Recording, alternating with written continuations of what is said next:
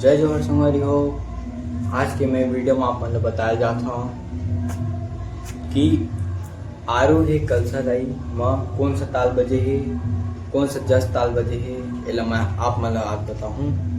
और अगर आप मन मोर वीडियो में नया आए हो तो मोर यूट्यूब चैनल ला सब्सक्राइब कर दो, लाइक करो, कमेंट करो ताकि मोर वीडियो आप मन तक पहुँच सके। तो चलो संगवारी हो शुरू करते हैं। तो आरोहे कलसा दाई में बजाए बर हमला पहली आप मन सुन लो कैसे बजे है।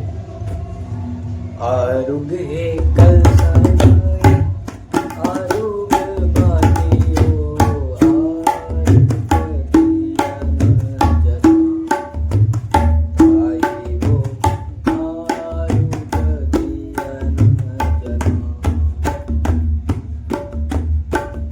आरुगे कलसा दाई, आरुग बाटे ओ, आरुग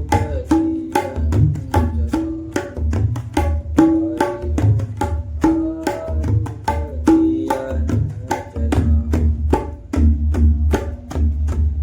तो ये ताले संगवारी हो एमा कौन सा बोल है और मैं डिस्क्रिप्शन में बता दूँ। तो सबसे पहले ये बजाए बर हमला बजाए लगी दा धना तीन, दा धना तीन, तीन ऐसे बजाओ फिर चली दा धना तीन, दा धना तीन, दा धा, दा धना तीन, धा धा, धना तीन, धा धा। आप मन मोर हाथ ला देख संगवारी